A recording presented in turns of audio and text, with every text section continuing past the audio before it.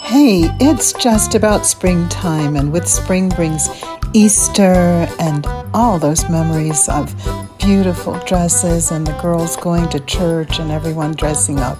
So, my grandchildren love my sweet potato pies, so I made some for Easter. They remind me of the ones that my mother and grandmother and great-grandmother made back home in Virginia. Now, I know most of the country saves sweet potato pie and all its brown sugar and sweetness for Thanksgiving, but we're making Easter sweet potato pies and making memories. And my daughter's milestone birthday is today, actually, so happy birthday, sweetie. So in case you've never made sweet potato pie, let's start with the pie filling. I'm going to show you how to do this. Get yourself a couple of really large sweet potatoes, the ones with kind of the orangish flesh. I've made other videos about different kinds of sweet potatoes and how to choose them. I'll link those below for you too. But meanwhile, get yourself some just nice jewel or something like that, just kind of the orange potatoes you see here. About this time of the year, I always choose one to sprout into my beautiful sweet potato plants. Something about those sweet potato plants just remind me of renewal, not just springtime, but just, it's very spiritual. Kind of helps that the leaves are shaped like hearts. So let's talk about how to cook your sweet potatoes. You can choose to boil them, bake them, put them in the Instant Pot. I do whatever I feel like doing that day. After they're done and you can actually stick a fork in it, go ahead and peel the peelings off.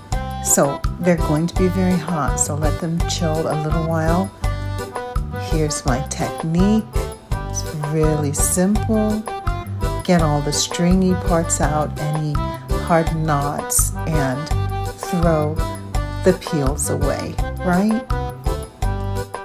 Then go ahead and mix the ingredients of your favorite recipe into the mixture, just like this. Use the blender, add everything that you're going to add. My favorite recipe for my classic old-fashioned sweet potato pie is below, free to download. It's going to be delicious. Some people love really smooth, flat sweet potato pies. I like mine to have a little bit more tooth, you know? So you decide how much you're going to blend that mixture for your sweet potato pie. But to sum up, for your pie filling, go ahead and mix all of your ingredients together. Let it sit in the refrigerator for at least 12 hours. I like 3 days, actually, just about 3 days. The third day is when I actually bake it into the crust, and that's what we're going to be talking about next, okay? You can either make your pie crust, buy pre-made pie crust, use those little tins with the graham crackers. That's what I used for my Easter sweet potato pies. Simple, delicious, easy to make, and the babies loved it. I went and grabbed some Peeps of different flavors, some whipped cream, different little decorations that I didn't even use, and they were so cute.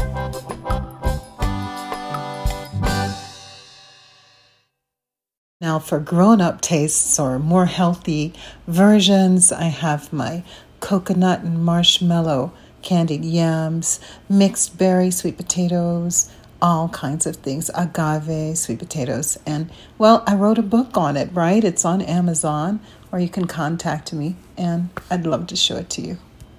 In any case, let me know below in the comments, did you make some Easter sweet potato pies? Did you use my recipe and do something special with it? I'd love to hear from you. Don't forget to like if you like this, subscribe, and hope to hear from you guys soon. Oh yeah, here's your question of the day. How do you choose to make memories? And happy Easter!